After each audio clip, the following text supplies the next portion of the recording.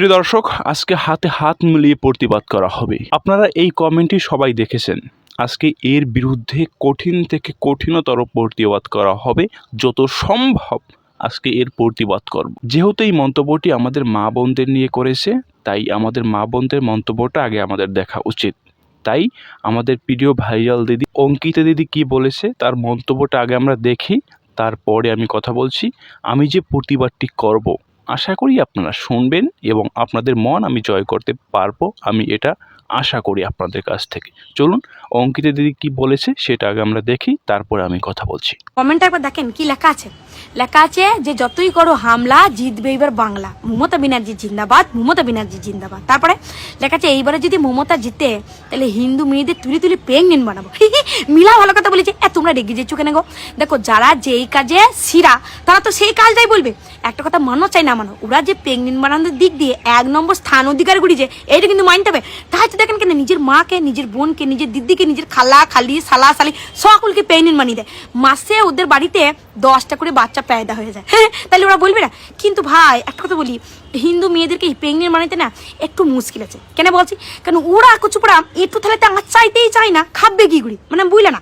মানে তোমরা এই যে মা বোন মানে কাউকে মানো না, সকলকে প্রেগনেন্ট বানিয়ে দাও না, ইমন ছেলের সঙ্গে ওরা প্রেগনেন্ট হবে না গো। তোমাকে একটা কাজ যদি তুমি করতে পারো তাইলে হবে। কিছু নাই, একটা সামান্য ছোট কাজ। কি কাজ না, আমাদের যে গো মাতা আছে না, সেই মাতার মূত্র দিয়ে তোমাদের একটু স্নান করিতে হবে, তারপরে সেই মূত্র একটুখানি পান করিতে হবে, বাস তাইলেই হয়ে যাবে। তাহলে প্রতিটা হিন্দু মেয়ে তোমাদের কাছে প্রেগনেন্ট হতে চলে যাবে।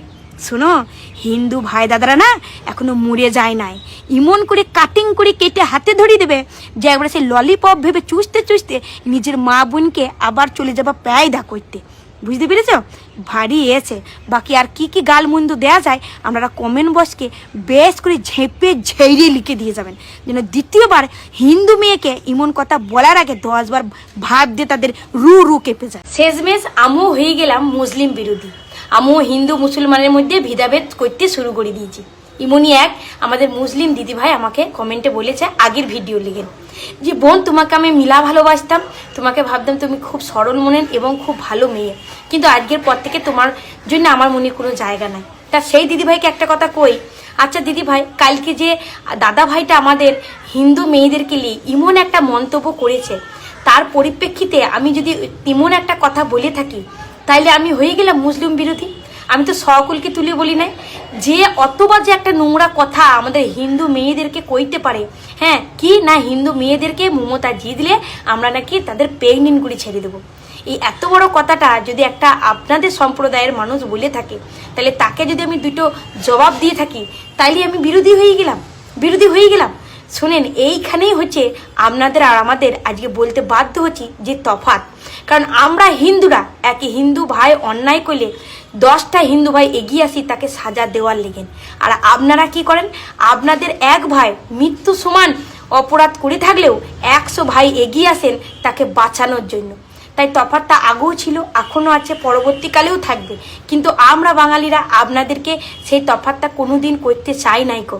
তাই তো আজকে দেশ ভাগ হওয়ার পরেও আমরা আজকে একসঙ্গেই রয়েছি। এই মনের যে ভুল ধারণাটা আমাদের নয়, আপনাদের বদলাইতে হবে। প্রিয় দর্শক, দেখলেন পুরো ভিডিওটি। আমি কি বলবো জানি না, কিন্তু আমি শুধু একটা কথাই বলবো, এই যে কমেন্টটা করেছে, এই যে মন্তব্যটা করেছে, আমি জানি না তার বাবা কজন, তার বাবা কতজন বাবা তার, সেটা আমি জানি না, কিন্তু আমি এটা নিশ্চিত যে এর বাবা ঠিক নেই।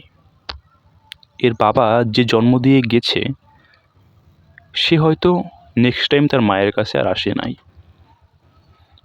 দেখুন, এই ছেলেটার এই যে মন্তব্যটা করেছে, এর দেখতেছি এর কপালটা অনেকটা খারাপ। কারণ কি জানেন? কারণ এই ছেলেটা হওয়ার কথা ছিল আমার, এই ছেলেটা আমার হওয়ার কথা ছিল, দুর্ভাগ্যবশত অন্য কারো হয়ে গিয়েছে। যদি আমার হতো ছেলেটা, আমার যদি ছেলেটা হতো, তাহলে আজ ও এরকম হতে পারতো না। আমি জানি না আমি কি বলবো, কিন্তু এর প্রতিবাদ কঠিন থেকে কঠিনতর প্রতিবাদ হবে গোপনে প্রতিবাদ হবে।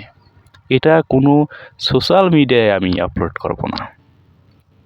কঠিন থেকে কঠিনতর প্রতিবাদ হবে এর। এই মন্তব্য যখন ও করেছে, নিশ্চয়ই ওর মধ্যে কিছু না কিছু ধান্দা অবশ্যই রয়েছে, আর এই ধান্দার পরিণাম হবে ভয়ঙ্কর।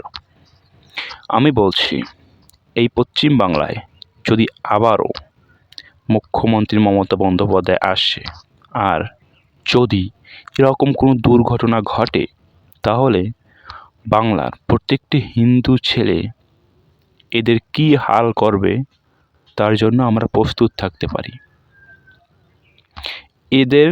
এরা বলেছে, আমি সব মুসলিমদের বলছি না, সব মুসলিম একরকম নয়, এটা আমরাও মানতে হবে, আমাদের মানতে হবে এটা যে সব মুসলিম একরকম না, কিছু মুসলিম রয়েছে ভালো, বিজেপিতে অনেক মুসলিম রয়েছে যারা ভালো, সেটা আমরা দেখেছি। কিন্তু এই সব মন্তব্য যারা করেছে, এই সব মন্তব্য যারা করেছেন, সাবধানে থাকবেন।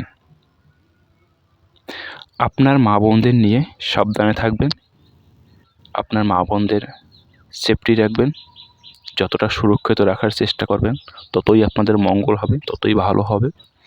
আর সেফটি দিয়ে কী করবেন, দেখুন আপনার মা বোনের সাথেই তো আপনি এরকম কাজ করেন, আপনার মা বোনের সাথেই তো আপনি এরকম কাজ করেন, আপনার বোনের সাথেই তো আপনি এই অনৈতিক কাজ করেন। তাহলে আপনি কীভাবে বুঝবেন কোনটা ভালো কোনটা মন্দ? সেটা আপনার বোনকে যদি আমার কাছে পাঠিয়ে দেন, আপনি ভালো একজন ভাগ্নে পাবেন, এটা আমি নিশ্চিত দিয়ে বলতে পারি। কারণ আমার রক্ত যেই সেই রক্ত নয়, আমার রক্ত হিন্দুর রক্ত। যদি আপনার দরকার হয়, ভালো ভাগ্নের দরকার হয়, তাহলে আপনার বোনকে আমার কাছে পাঠিয়ে দেবেন, আমি যত সম্ভব চেষ্টা করব। দেখুন, আমার মা বাবা আমাকে এরকম শিক্ষা দেয়নি যে আমি কারো বিরুদ্ধে এরকম কথা বলি, কিন্তু আজকের যে পরিস্থিতি এসেছি, আমি কারো কথায় আমি শুনবো না। আমি এর বিরুদ্ধে এর থেকেও খারাপ প্রতিবাদ করতে পারি, যদি ইউটিউবের কমিউনিটি গাইডলাইন স্ট্রাইকটা যদি না আসে। যদি আপনার শুনতে ইচ্ছা করে এই যে মন্তব্যটা করেছে, ওরে ভাই রে ভাই, যদি তুমি একবার আমার কাছে ফোন দিতে, একবার যদি আমার কাছে একটু ফোন দিয়ে কথা বলতে, জীবনের সবথেকে বড় পাওয়া হতো আমার সেটা। তোমাকে যে আমি দর্শক, যত কথা বলছি ততই মাথাটা গরম হয়ে যাচ্ছে। আমি এমনি একটু অসুস্থ মধ্যে আছি, যার কারণে সারাদিন ভিডিও আপলোড করতে পারিনি। অনেকটা বুকে ব্যথা হচ্ছে এই মুহূর্তেই। ভালো থাকবেন আর আপনারা এর প্রতিবাদ করবেন।